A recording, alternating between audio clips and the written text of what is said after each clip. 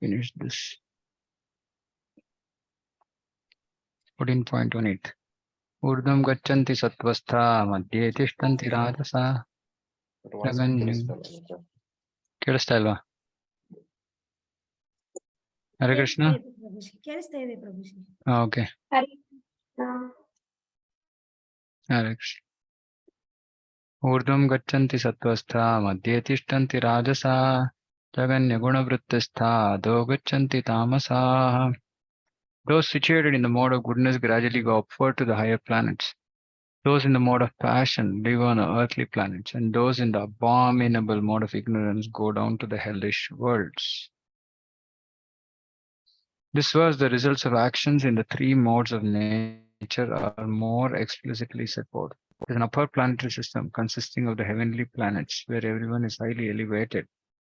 According to the degree of development of the mode of goodness, the living entity can be transferred to various planets in the system. The highest planet is Satyaloka or Brahmaloka, where the prime person of this universe, Lord Brahma, resides. We have seen already that we can hardly calculate the wondrous condition of life in Brahmaloka, but the highest condition of life, the mode of goodness, can bring us to this. So one can go to any of the higher planetary systems above, which is called Swargaloka in general. Mode of passion is mixed. It is in the middle between the mode of goodness and ignorance. A person is not always pure, but even if he should be purely in the mode of passion, will simply remain on this earth as a king or a rich man. But because there are mixtures, one can also go down. Mixtures meaning because passion and ignorance. People on this earth in the mode of passion or ignorance cannot forcibly approach the higher planets by machine. This is for people who want to go to the different planets, Moon, Mars, etc. They can't forcibly approach the higher planets by machine. In the mode of passion, there's also the chance of becoming mad in the next life. So much work, 24 hours, thinking, money, material sense gratification, family, protect them, improve their condition. People also can become mad. See, but one thing we have to understand, this mode of passion also, people who come back on this earth are those who do work as per Vedic instructions or Vedic prescriptions. So this is Karma Kanda. I don't know, Karma Kanda, they'll go to Swarga. But at least even if they are working busily, in a busy manner, they are at least not doing vikarma. They are not doing sinful actions. They are doing acceptable actions. So they'll come back because they're in the mode of passion. Because king or rich man, all they've done enough punya, but they've not done only punya. If they've done only punya, then they'll go to higher planets because there is mixture. So Janma Aishwarya Sutashri. So when there is enough piety, punya for good birth, wealth, beauty, etc., then people come back to this material world. If there's too much of punya, then they'll go to higher planet. The lowest quality mode of ignorance is described here as abominable. The result of developing ignorance is very, very risky. It's the lowest quality in material nature. So we should never be in ignorance for sure. Passion is still okay, better than ignorance. Beneath the human level, there are 8 million species of life, birds, beasts, reptiles, etc. And according to the development of mode of ignorance, people are brought down to these abominable conditions. The word tamasaha is very significant here. Tamasaha indicates those who stay continuously in the mode of ignorance without rising to a higher mode. Their future is very dark. Now, for many people, I mean, very few people will be constantly in tamasic guna. Many of them, mostly in Kali Yuga, will be passion plus ignorance. Passion plus ignorance combo. So it depends on how much, which is more. Passion is more, ignorance is more. Everybody will have very little goodness, especially in Kali Yuga. And so accordingly, they'll get their next birth. There's an opportunity for men in the mode of ignorance and passion to be elevated to the mode of goodness. And that system is called Krishna consciousness. But one who does not take advantage of this opportunity will certainly continue in the lower modes. So we should not continue in the lower modes. We should understand this. It's very, very important that we don't continue in the lower modes. Actually, I've said multiple times, bhakti is very powerful. It's very easy for us to transcend the modes. But unfortunately, we hold on to our anarthas. We hold on to these lower modes. We don't want to let go of them. If we can let go of them and practice the process of devotional service, then we will very easily, quickly transcend. So we have to be careful about this, that we are not encouraging passion and ignorance in our activities. If you are encouraging passion and ignorance in activities, it's okay. If it is directly connected to bhakti, then okay. Even if there is some passion, it's okay. It will get purified. But ignorance is absolutely worthless in its lowest mode.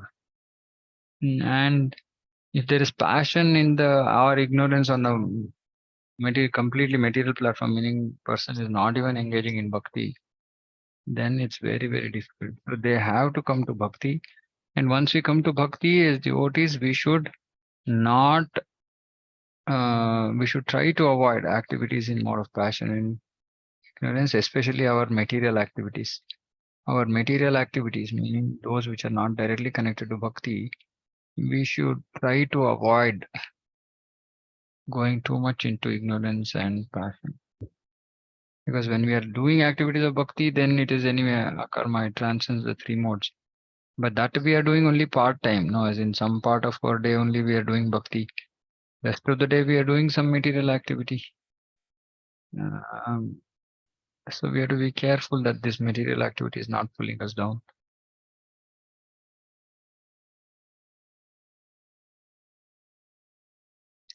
Nanyam gunebhyah kartaram yada pashyati gunebhyascha param veti madbhavam sodigacchati. When one properly sees that in all activities no other performer is at work than these three modes of nature, and he knows the Supreme Lord. When one properly sees that in all activities no other performer is at work than these three modes, and he knows the Supreme Lord, who is transcendental to these modes, he attains my spiritual nature. So one who knows the Supreme Lord and who properly sees that it's only the three modes which are in action, he will attain my spiritual nature, which means that he will transcend. One can transcend all the activities of the modes of material nature simply by understanding them properly, by learning from the proper souls. Understanding them properly, meaning how they're working, etc., so that we don't, like I said, we prevent ourselves from getting stuck in those activities or lower modes. The real spiritual master is Krishna, and he's imparting this spiritual knowledge to Arjuna. Similarly, it is from those who are fully in Krishna consciousness that one has to learn the science of activities in terms of the modes of nature. Otherwise, one's life will be misdirected. Many devotees don't understand this. And that is why Anukulasa Sankalpa, Pratikulasa Varjam is very, very important. That we don't, and ourselves we might not understand the science of activities so well. So then we'll be wondering, oh, I'm chanting, I'm doing this, I'm doing bhakti, but nothing is happening. My anarthas are still there. That is because our activities of bhakti are not enough to overcome as in we are adding so much more contamination on a daily basis that the effect of our sadhana we are not able to see the effect. So then we should understand something I'm doing during the day is causing this. What am I doing during the day which is causing which is preventing me from making progress? So we have to think about it.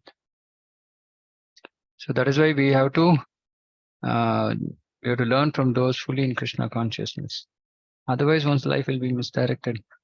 By the instruction of a bona fide spiritual master, living being entity can know of his spiritual position, his material body, his senses, how he is entrapped, how he is under the spell of material modes of nature.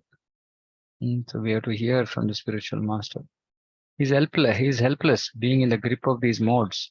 But when he can see his real position, then he can attain to the transcendental platform, having the scope for spiritual life. One is helpless because they are generally in the grip of modes.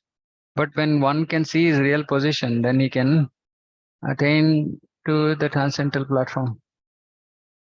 So, but for being able to see this, one has to be in the right association. Otherwise, he will not see this. Because generally people have no idea about soul, body, modes, etc. So he has to be in the association of devotees. Only then he can see this. Actually, the living entity is not the performer of different activities. He is forced to act because he is situated in a particular type of body conducted by some particular mode of material nature. So this is very, very important. So, we should, whenever we are looking at people, we should just see that it is only the modes which are acting. And we should not become, envious. We should not become, we should not develop enmity with people or become upset. You just understand it's their modes which is functioning. Of course, I mean, they are indirectly responsible for their situation because they desired to be in this kind of a mindset, maybe in their previous lives. But we should still recognize saying that, okay, poor Jiva is bound, is in ignorance.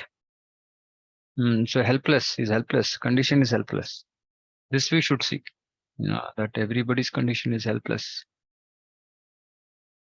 And when we are able to see our real position and the position of others, then we will not bind ourselves by our own actions. Because suppose say somebody said something which is not acceptable to us, and we retort, we say something else in return, then we have created our own karma, no bondage, binding. Even though we were in knowledge, that person who said something, maybe that person is not in knowledge because they don't know about Krishna consciousness. But we are in knowledge, but still if we act that way, then there's not much difference between us and them. They are in fact better because they don't know and they are behaving like that. We know, still we are behaving like what we are behaving, then it's not good. Right. So there should be a distinction between devotees and non-devotees. The way we live life, the way we respond to situations compared to others. Otherwise, then what is the point? Unless one has the help of spiritual authority, he cannot understand in what position he is actually situated. With the association of bona fide spiritual master, he can see his real position, and by such an understanding, he can become fixed in full Krishna consciousness. See, Prabhupada is clearly saying that all this realization will come by the association of spiritual master. Now, association of spiritual master doesn't mean vapu, right? Doesn't mean physical, like in Guru's presence. It means hearing from him, and then only we can, by hearing the strong words of the Guru, then we can understand our real position. And then we can become fixed. Oh, we see, oh, I'm so stuck. I'm stuck in mode of passion. I'm stuck in mode of ignorance. Okay, let me follow the instructions that are being told. Let me become fixed in Krishna consciousness. Because then only we can transcend. A man in Krishna consciousness is not controlled by spell of modes of material nature. And the fully Krishna conscious. Man in Krishna consciousness means full Krishna consciousness. Then Maya or modes of nature cannot touch him. It has already been stated in the 7th chapter that one who has surrendered to Krishna is relieved from the activities of material nature. But one is able to see things as they are. The influence of material nature gradually ceases.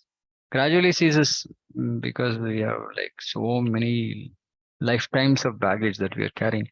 So it might not go overnight, but it has to reduce and gradually it has to stop. If it is not reducing, then like I said, we are not doing something properly. On one end, we are lit the fire, but then instead of pouring ghee, we are pouring water by our daily activities. Gunanetan atityattrin dehi deha samudbhavan janma mrityujara dukkhair vimukto mritamashnute. When the embodied being is able to transcend these three modes associated with the material body, he can become free from birth, death, old age, and their distresses, and can enjoy nectar even in this life. See, when do we become free from birth, death, old age, and their distresses? When we transcend these modes, that means we come to the transcendental position. When we come to the transcendental position, we become free from birth, death, old age, and disease and their distresses, and we can enjoy nectar even in this life. But how many people who are practicing Krishna consciousness are enjoying nectar in this life? That is because we are not practicing properly. How can one stay in the transcendental position even in the body? In full Krishna consciousness is explained in the verse. The Sanskrit word Dehi means embodied. Although one is within this material body, by his advancement in spiritual knowledge, he can be free from the influence of modes of nature. He can enjoy the happiness of spiritual life even in his body, because after leaving this body, he is certainly going to the spiritual sky. But even in this body, he can enjoy spiritual happiness. In other words, devotion service in Krishna consciousness is the sign of liberation from material entanglement. And this will be explained in the 18th chapter. So it's very simple. Like, for example, if suppose say we are engaged in some seva and we do some seva and we feel happiness. That means we were on the spiritual platform for that time when we did that activity. But then again, we come down to the material platform. But if you can continue to remain on that spiritual platform, then we are constantly enjoying spiritual happiness. And that means that it is a sign of liberation from material entanglement. And when one is freed from the influence of modes of material nature, he enters into devotional service. This is Brahmabhuta. He enters pure devotional service. One is completely freed from the influence of modes of nature. He enters into devotional service, means pure devotional service. Otherwise, we can be doing mixed devotional service under the influence of the modes. This is the Brahmabhuta platform. How do we get there? By practicing devotional service with the desire to develop pure devotional service. If we have a desire for jnana and karma, then we can't come to this platform. Then we are always contaminated by the modes.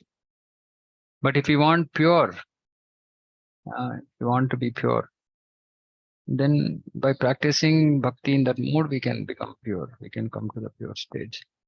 And then parallelly, by that time, all the influence of the modes of nature would have gone.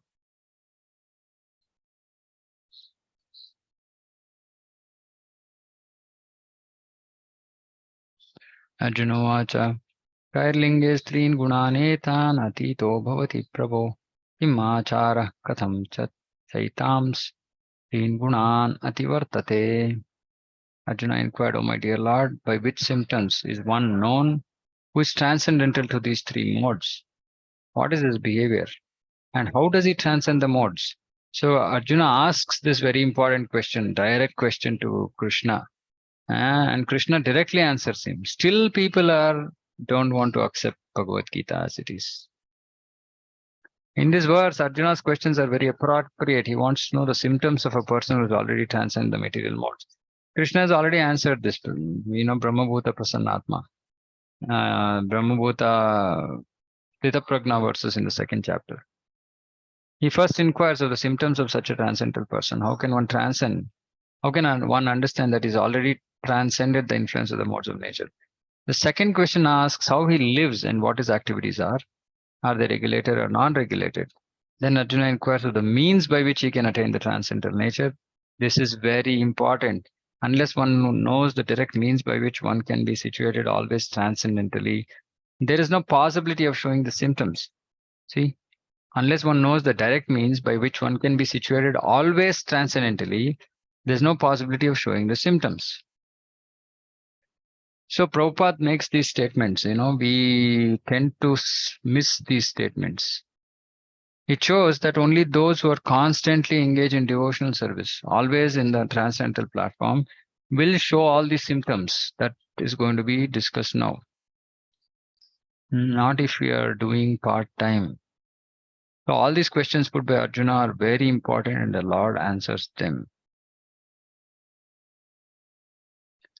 Shri Bhagavan Vacha Prakasham cha pravrittim cha moham eva cha pandava na dveshti sampravartam pravrittani na nivrittani kankshati udasina vadasino gunairyo na vichalyate gunavartanta ityevam yo vatishtati nengate samadukha sukha swastha समलोष्टास्म काञ्चनः तुल्यप्रिया प्रियो धीरस्तुल्यनिन्दात्म संस्तुतिः मानापमानयोस्तुल्यस्तुल्यो मित्रारिपक्षयोः सर्वारम्भ परित्यागी गुणातीतः स उच्यते. Supreme Person of Godhead said, O son of Pandu, he who does not hate illumination, attachment and delusion when they are present or long for them when they disappear, who is unwavering and undisturbed through all these reactions of the material qualities.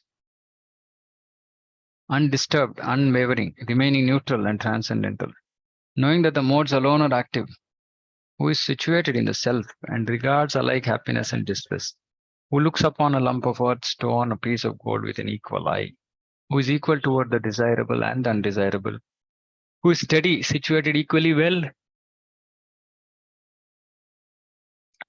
in praise and blame, honor and dishonor, who treats alike both friend and enemy, and who has renounced all material activities. Such a person is the true transcendent the modes of nature. The most important thing is one who has renounced all material activities. And then slowly all these qualities will develop. So mainly if you see, he's just equipoised towards this material world. He's not attached. He's not affected by anything material. He's not attached to anything material. Whatever comes, he just accepts as okay, this is what it is.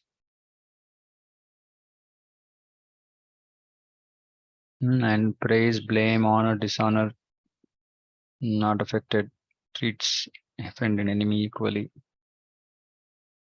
And if you see here, there are no characteristics of bhakti or anything here. This state can be achieved by even a jnani, right? But for them, this is the end of their path. This is perfection for them. But for us, this is where Shuddha Bhakti starts. Pure devotional service will start at this stage. But Arjuna submitted 3 different questions and the Lord answers them one after another. In these verses, Krishna first indicates that a person transcendently situated has no envy and does not hanker for anything. When a living entity stays in this material world embodied by material body, it is to be understood that he is under the control of one of the 3 modes of nature. When he is actually out of the body, then he is out of the clutches of the material modes. But as long as he is not out of the body, he should be neutral. This is the whole point, tatastha. As long as we are in the material body, we have to be neutral about everything material. He should engage himself in the devotional service of the Lord so that his identity with the material body will automatically be forgotten. When one is conscious of the material body, he acts only for sense gratification. So we should not become bodily conscious, whether it is for looks, whether it is for trying to overcome problems of the body or whatever it is. He acts only for sense gratification. But one transfers the consciousness to Krishna, sense gratification automatically stops. One does not need this material body, and it does not need to accept the dictations of the material body. The qualities of the material modes in the body will act.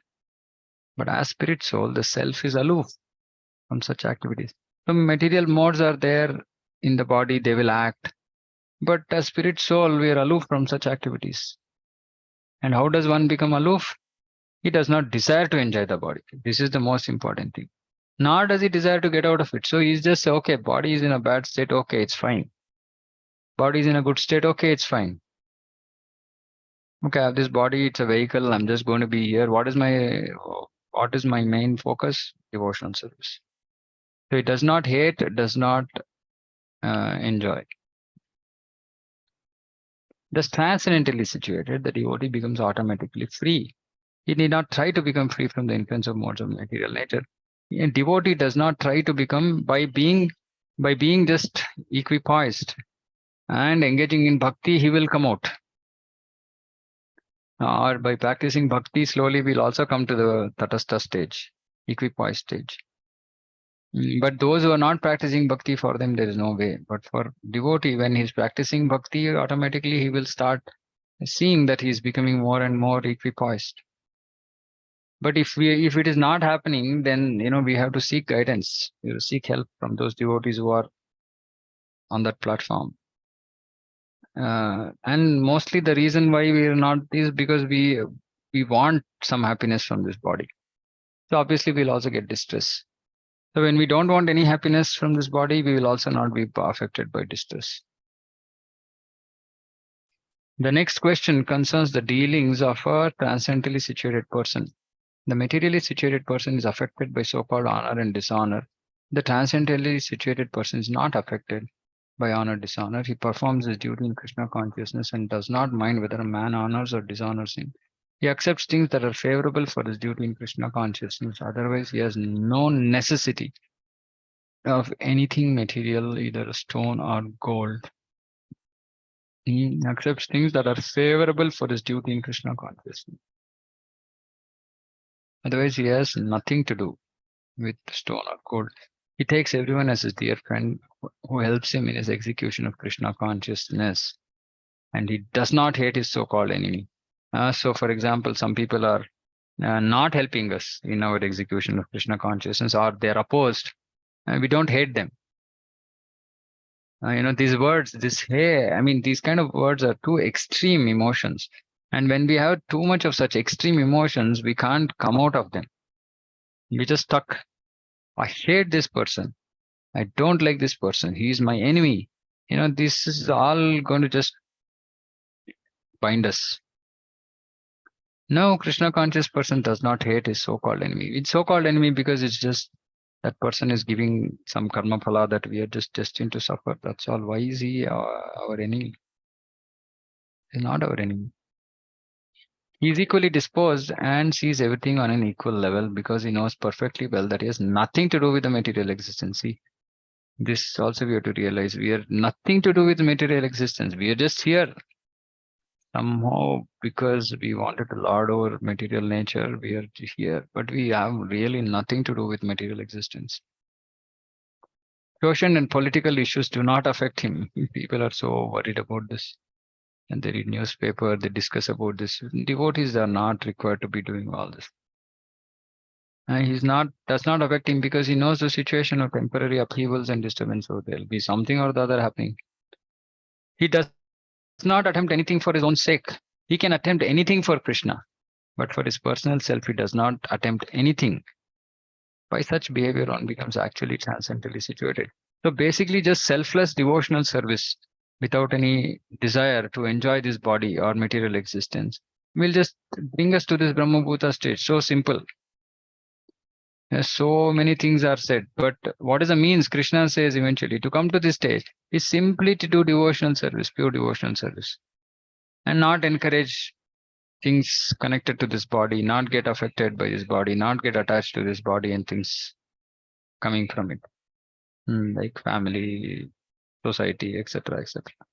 So it's a very simple process. Just that we don't want to give it up. That's why we are stuck. We don't want to give it up.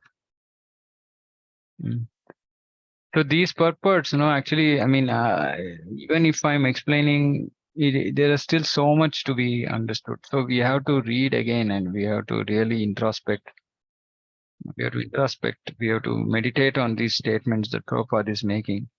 They're all very, very powerful statements. And that is why we can't read Bhagavad Gita and understand it at one shot, because how much we understand, even if we are hearing, how much we understand totally depends on our purity at this point of time and our surrender, mode of surrender. So the more surrendered we are, the more pure we are, the more we will understand this, because, and also we would have experienced some of these in our life. If we are applying these instructions, then it becomes much easier. Otherwise, the statements might just seem like, I don't know what to do about this. It might just look impractical to us. So please read these purports again and again. The idea of this reading session is not that we just hear and finish, because we can't finish. It will just give you overall understanding of the verse. Then you again go back and read the purports. Then you'll have questions. Then you should ask questions to clarify many statements you may not understand. You then say, okay, I saw this statement in the purport. I'm not able to understand this. What does it mean?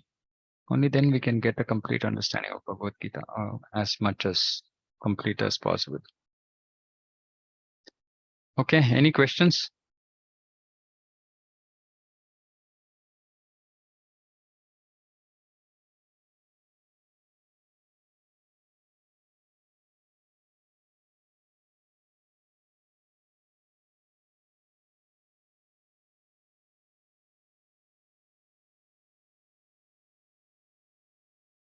Yeah, any questions? Okay, then we'll close here.